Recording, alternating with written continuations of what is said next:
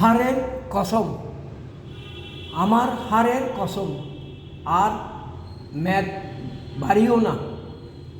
জানো না পৃথিবীটা ছোট হয়ে আসছে, সিটের জায়গা কমে গেছে, আয়নার ফ্রেম সংকুচিত এখন।